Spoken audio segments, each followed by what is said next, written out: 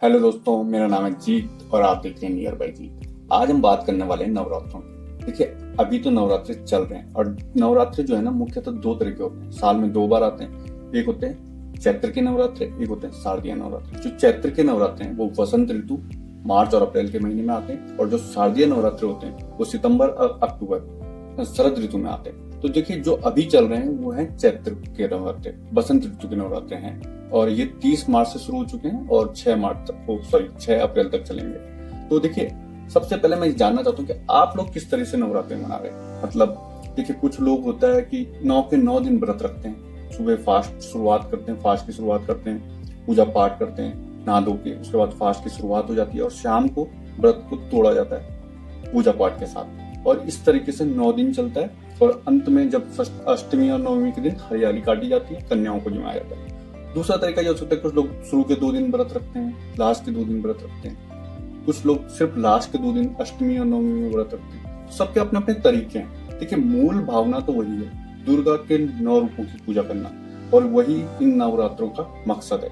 लेकिन सबके तरीके अलग अलग हैं, व्रत रखने के तरीके अलग हो सकते हैं, इस त्योहार को मनाने के तरीके अलग हो सकते हैं, लेकिन मूल भावना सबकी एक ही है। कई लोग पंडित जी को घर पे बुलाते हैं इन 9 दिनों में और उनसे पूजा पाठ करवाते हैं। आप लोग क्या करते हैं? आप लोग खुद पूजा पाठ करते हैं या किसी पंडित जी से पूजा पाठ करवाते हैं? ये आप कमेंट में बता सकते हैं। तो देखिए, जैसा कि मैंने बताया कि 2 तरह के नवरात्र होते हैं। जो चैत्र के नवरात्र होते हैं वो आपके रामनवमी, भगवान राम जी के जन्मदिन पर वो समाप्त होते हैं, और जो दूसरे शरद वाले नवरात्र होते हैं वो दशहरे के दिन समाप्त होते हैं। तो अब बात आती है कि नवरात्रों की जो अष्टमी होती है, जो फाइनल डे होता है अष्टमी और नवमी, उन दिनों में क्या किया जाता है। देखिए, जब पूरे दिन आप व्रत लेते हो, दुर्गा माँ के 9 रूपों की पूजा करते हो, उसके बाद जब अष्टमी आती है तो आप हरियाली काटते हो। हरियाली जो है वो सबसे पहले दिन जौ को बोया जाता है, तो उसके बाद जब उसके छोटे छोटे आप कह सकते हो पौधे हो जाते हैं, तो उनको काटा जाता है और उनको प्रसाद के रूप में वितरित किया जाता है और ग्रहण किया जाता है, उसे हरियाली कहते हैं। तो देखिए, जो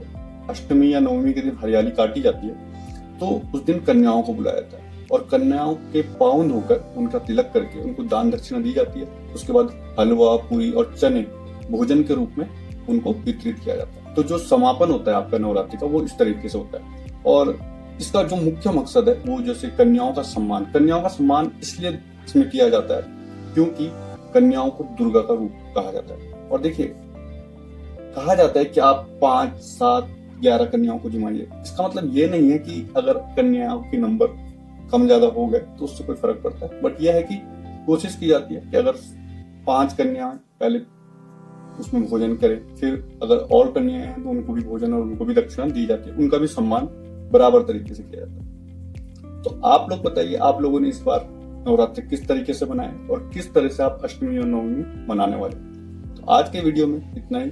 मिलते हैं किसी और दिन, किसी और वक्त, किसी और वीडियो में। हंसते रहिए, मुस्कुराते रहिए। धन्यवाद।